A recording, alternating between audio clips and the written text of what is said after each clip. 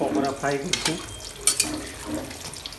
মানে এখনও 1 ঘন্টা সময় লাগবে আমাদের কাজ করতে করতে। কেন, এই যে পুরি বানানো বাকি আছে, এই যে পুরি পুরো বেলে বেলে রাখছে, আমি ফ্রাই করবো। মানে এইটা ভাজা হয়ে গেলে এই পকোড়াটা ভাজার পরে আমি পুরিটা ভাজবো। মানে রান্না বান্না এতটা সোজা না যতটা সোজা ভাবছেন।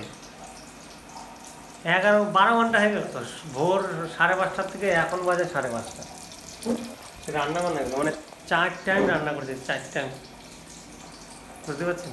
এখন হচ্ছে রাতে রান্না হচ্ছে, রাতে একটা প্রোগ্রাম আছে, তার জন্য রান্না করছি আজকে।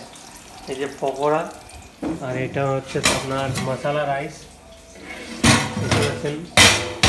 আর এইদিকে হচ্ছে এই যে সবজি বানিয়ে রেখেছি, মিক্স সবজি, পুরি, সুইট আছে, পকোড়া, এতগুলো আইটেম। এটা রাত্রের জন্য। আবার একটু আগে আমি একটা জিনিস বানিয়ে দিলাম, আপনারা যদি বিশ্বাস না করেন আমি একটা স্ক্রিন দিয়ে দেবো, মানে ভিডিওর দেখতে পাবেন কী কী আমি বানিয়েছি। এই যে পকোড়াগুলো হয়ে গেছে।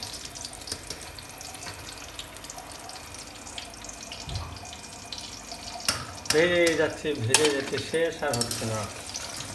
আর কত চলে, তাই না শরীর? 12 ঘন্টা। আপনারা আমার চেহারা দেখে বুঝতে পারছেন মানে আমার অবস্থা কি। এই যে বেসনও শেষ, পকোড়াও শেষ।